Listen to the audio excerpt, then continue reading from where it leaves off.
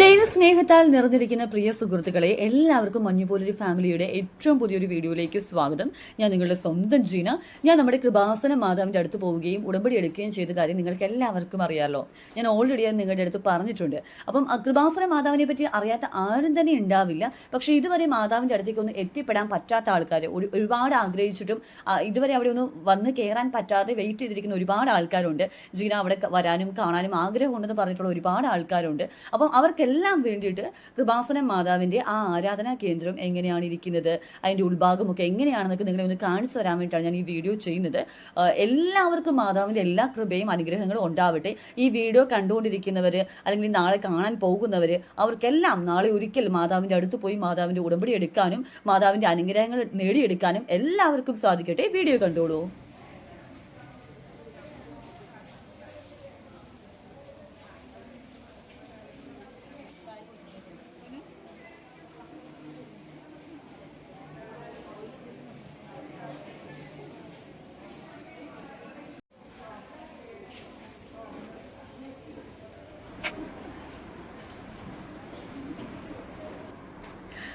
സഹോദരങ്ങളെ, മാതാവിൻ്റെ അടുത്തേക്ക് പോകാനുള്ള ആഗ്രഹമുണ്ട്.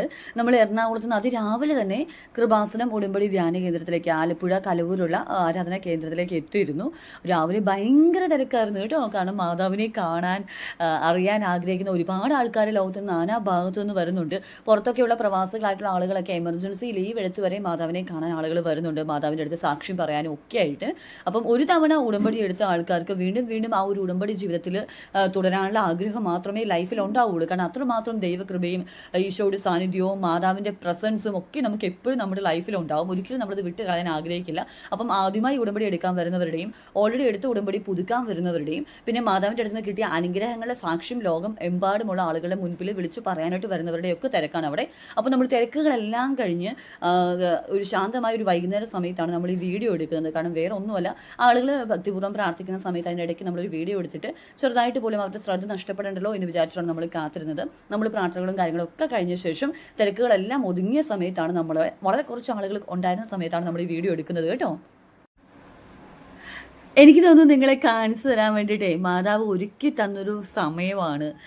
ആളുകളുടെ തിരക്കൊന്ന് കുറഞ്ഞു വന്നതെന്ന് തോന്നുന്നു. കാരണം എല്ലാ ദിവസവും തന്നെ ഈ വൈകുന്നേര സമയത്തൊക്കെ ആണെങ്കിലും നല്ലോണം തിരക്കുകളുണ്ട് കേട്ടോ. നമ്മൾ എപ്പോൾ ചെന്നാലും നല്ല തിരക്ക് അവിടെ കാണാറുണ്ട്.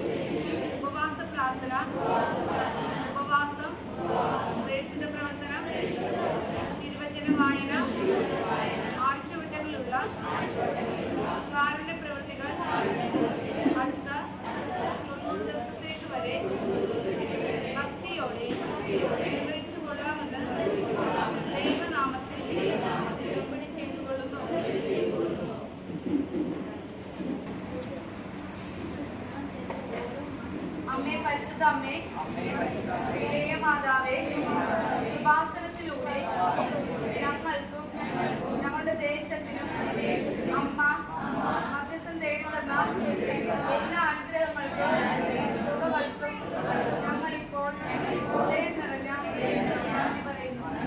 അമ്മേ പരിശുദ്ധ അമ്മേ, മാതാവേ, 2004 ഡിസംബർ 7-ാം തീയതി സംഭവിച്ച അമ്മയുടെ രക്ഷപ്പെടലിനെ കുറിച്ച് തിരുസഭയ്ക്ക് സമർപ്പിച്ചിരിക്കുന്ന പഠനരേഖകളുടെ മേൽ വസ്തുനിഷ്ഠവും ദൈവശാസ്ത്ര പ്രകാരമുള്ളതുമായ അന്വേഷണ പഠനങ്ങൾ നടത്തി ആ പ്രത്യക്ഷപ്പെടലിലൂടെ പ്രകടമായ ദേവമാതാവിന്റെ കരുതലും സംരക്ഷണവും വെളിപ്പെടുത്തുന്ന പീഡിതരുടെ ആശ്വാസവും പ്രവാചകന്മാരുടെ രാജ്ഞിയും വാഗ്ദാനത്തിന്റെ പേടകവും പ്രപഞ്ചപ്രകൃതിയുടെ മാതാവുമായ പരിശുദ്ധ അമ്മയുടെ ഭക്തി സഭയിൽ കൂടുതൽ പ്രചരിച്ച് ജീവിതത്തിന്റെ വിവിധ ദുരന്ത അവസ്ഥകളിൽ അകപ്പെട്ടു കഴിയുന്ന അനേകായിരം മക്കൾക്ക് ദൈവത്തിന്റെ സാന്നിധ്യവും കൂടുതൽ അനുഭവിക്കുവാൻ ആത്മീയശുദ്ധിയും ദൈവശക്തിയും കൈവരിക്കുവാൻ അവരുടെ കുടുംബങ്ങളിൽ ഉപയാകണമേ. പരിശുദ്ധ അമ്മേ, സർവ്വങ്ങളുടെ രാജ്ഞിയായ അമ്മയ്ക്ക് ലോകസംരക്ഷണത്തിനായി പ്രപഞ്ചപ്രകൃതിയെ തന്നെ തിരുസഭ എത്തിക്കുവാൻ അന്വേഷിക്കുന്ന വഴി ഉപയാകണമേ. പരിശുദ്ധ അമ്മേ, മാതാവേ, സകല ഉപാസന സാധനങ്ങളോട് ചേർത്ത് ഞങ്ങളിപ്പോൾ പ്രാർത്ഥിക്കുന്ന പാപത്തിന്റെ പ്രത്യേക യോഗവും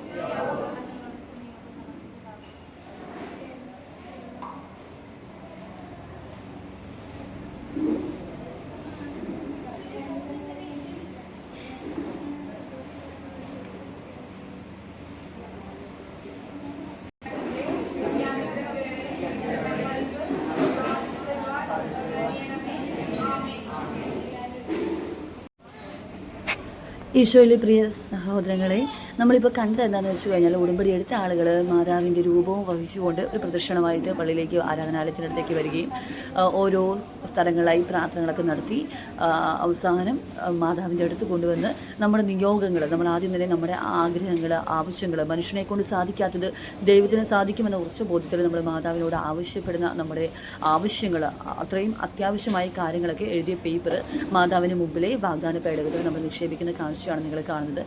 എല്ലാ പ്രാർത്ഥനകൾക്കും ശേഷം മാതാവിനോട് നമ്മൾ കരഞ്ഞ് പറഞ്ഞ് നമ്മുടെ ഒരു പ്രാർത്ഥന നമ്മൾ അവിടെ നിക്ഷേപിക്കും. തീർച്ചയായിട്ടും മാതാവ് എത്രയും വേഗം നമ്മുടെ സഞ്ചാരി മാതാവ് നമ്മുടെ കൂടെ വന്ന് ഇത്ര സമയത്തിനുള്ളിൽ തന്നെ സമയത്തിന് അധിഷ്ഠിതമായിട്ടുള്ള മാതാവാണ്. വളരെ കുറഞ്ഞ കാലയളവിനുള്ളിൽ തന്നെ മാതാവ് നമ്മുടെ കാര്യങ്ങൾ സാധിച്ചു തരും. നമ്മുടെ വിശ്വാസത്തിനനുസരിച്ചിരിക്കും കേട്ടോ. നമ്മുടെ വിശ്വാസത്തിനും ഉടമ്പടി ജീവിതത്തിനും അനുസരിച്ചിരിക്കും നമുക്ക് നമ്മുടെ നിയോഗങ്ങൾ സാധിച്ചു കിട്ടുന്നതിൻ്റെ ഒരു കാലം അല്ലെങ്കിൽ കാലതാമസം എന്നൊക്കെ പറയുന്നത് കേട്ടോ.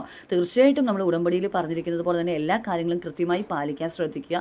അത്യാവശ്യം കാര്യങ്ങളൊക്കെ ഞാൻ ഈ ഒരു ചെറിയ വീഡിയോയിൽ ഉൾക്കൊള്ളിക്കാൻ ശ്രമിച്ചിട്ടുണ്ട്. പിന്നെ ഈ കാണുന്നതൊക്കെയാണ് അവിടുത്തെ കൗണ്ടറുകളും കാര്യങ്ങളും ഒക്കെ. ഇതിലേത് കൗണ്ടറുകളിൽ ചെന്നാൽ നമുക്ക് എന്തൊക്കെ കാര്യങ്ങൾ സാധിക്കുമെന്നുള്ളത് കൃത്യമായിട്ട് അവിടെ എഴുതിയിട്ടുണ്ട്. അതല്ലെങ്കിൽ നമുക്ക് അവരോട് ചോദിക്കാവുന്നതാണ് കേട്ടോ. ഒരു ചെറിയ കാര്യം ഞാൻ പറഞ്ഞോട്ടെ. ഞാൻ ഈ വോയിസ് ഓവർ ചെയ്യുന്ന സമയത്ത് ഇടയ്ക്ക് നല്ല മഴയുണ്ട്. മഴ കുറയുന്ന സമയത്താണ് ഞാൻ ചെയ്യുന്നത്. അതുപോലെ തന്നെ ഒരു നാവിലും വായിലും കുറച്ച് തൊലി പോയൊരു പ്രശ്നമുണ്ട് കേട്ടോ. ഇപ്പം വൈറ്റമിൻ ഡെഫിഷ്യൻസി ആണെന്ന് തോന്നുന്നു. മാതാവിനോട് പ്രാർത്ഥിക്കുന്നുണ്ട്, മാതാവിൻ്റെ ഉപ്പ് കഴിക്കുന്നുണ്ട്. എത്രയും പെട്ടെന്ന് മാതാവ് അത് മാറ്റിത്തരും ഞാൻ വിശ്വസിക്കുന്നുണ്ട്. അപ്പോൾ അതുകൊണ്ട് ഞാൻ പറയുന്നത് എന്തെങ്കിലും മനസ്സിലാവാത്തതുണ്ടെങ്കിൽ താഴെ കമൻറ്റ് ചെയ്യണം. എന്നിരുന്നാലും മാതാവിനെ പറ്റി പറയാൻ എനിക്കൊരു മടിയില്ല കേട്ടോ. ഞാനിങ്ങനെ പറഞ്ഞുകൊണ്ടേയിരിക്കും.